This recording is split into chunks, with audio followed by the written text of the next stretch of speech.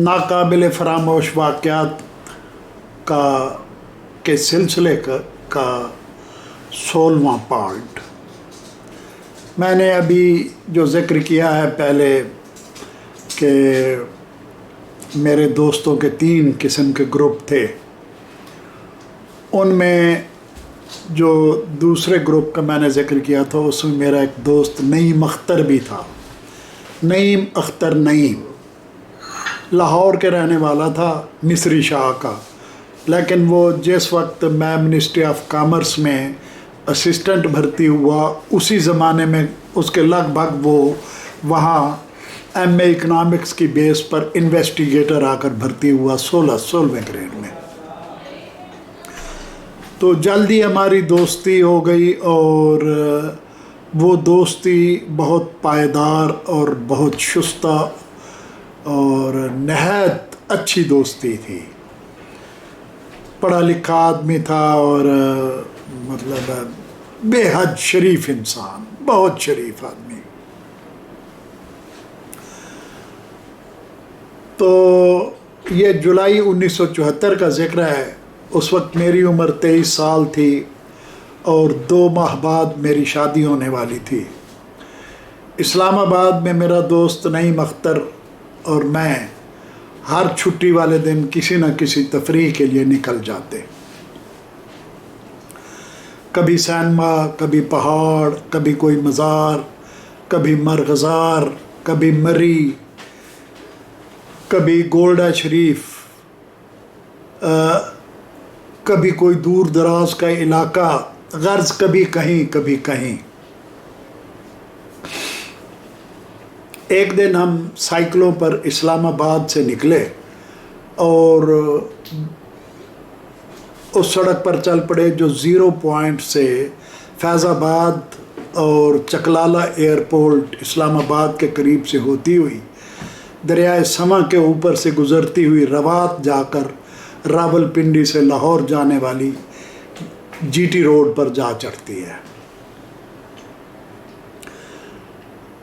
अब ये double road यानी 2 तरफ़ा है और इस पर बेपनाह रश होता है, जबकि उन दिनों ये सिंगल रोड थी। जिस रोड की मैं बात कर रहा हूँ यानी जिसको अब शाहराहे इस्लामाबाद कहते हैं गालबन, जो एयरपोर्ट की तरफ जाती है फैज़ाबाद से, मैं उस सड़क की बात कर रहा हूँ। तो उस ज़माने में ये सिंगल रोड हुआ करती थी। बिलअमूम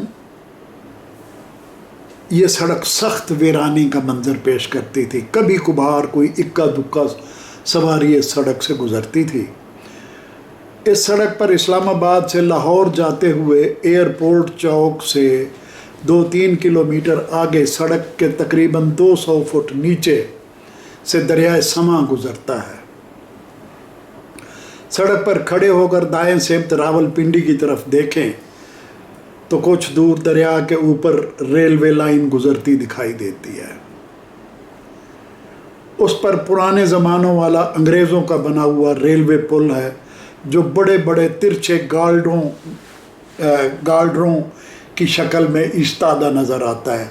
इसका ये जो पुरानी रेलवे लाइन मुजफ्फरगढ़ को मिलाती है मुल्तान से, इस तरह का वो पुल था।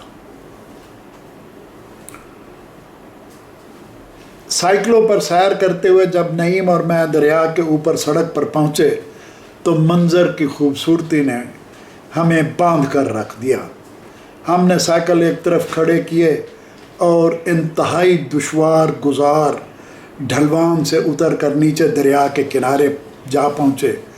दरिया एक नाले की शक्ल में उस ज़माने में बहा करता था, आज भी वही है, लेकिन बहरहाल आज की निस्बत वो ज़्यादा अच्छा उसमें पानी होता था, ज़्यादा पानी होता था।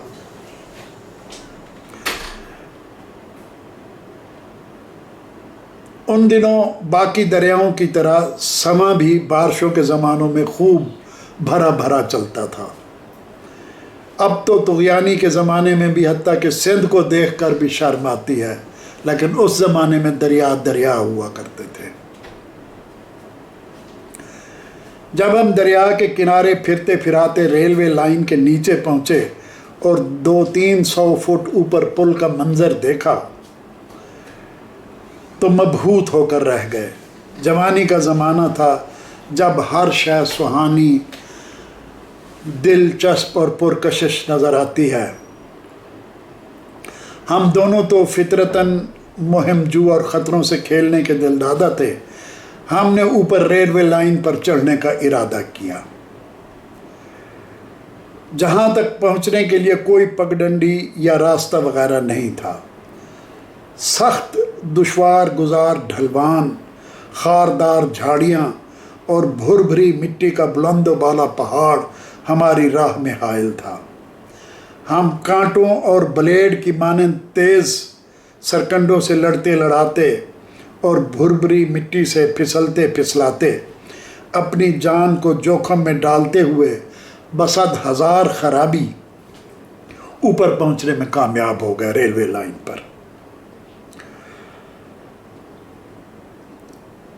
कुछ देर इधर उधर के दिलचस्प मनाजिर से लुत्फ़अंदोज़ होते रहे। फिर दरिया के ऊपर बने हुए रेलवे पुल को क्रॉस करने के बारे में सोचने लगे। लाइन पर दोनों तरफ कोई जंगला वगैरह नहीं था। लाइन के नीचे स्लीपरों के दरमियान 1.5-2 फुट के वक्फे थे और सैकड़ों फुट नीचे बहता हुआ पुरशोर दरिया दिलों को दहलाए देता था।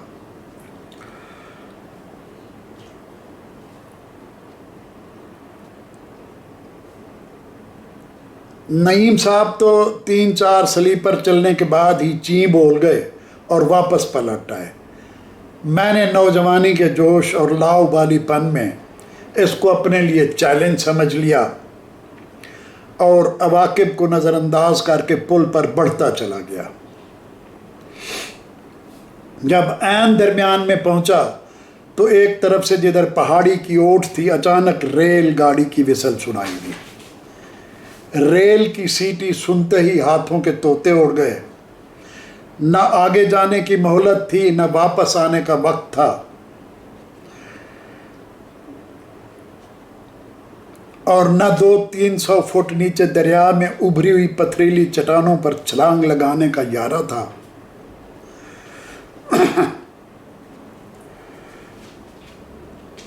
न जाने न जाए मांदन न पाए रफ्तन, न आगे जा सकते हैं न पीछे जा सकते हैं। इतने में सामने गाड़ी पहाड़ी की ओर से निकल आई और एक देवहिकल बला की तरह दहाड़ती हुई और लपकती हुई नज़र आई। मुझे अपने परखच्चे उड़ते हुए दिखाई देने लगे। अपनी जवाना और हसरतनाक मौत का मलाल कल्ब व जाँ पर तारी हो गया।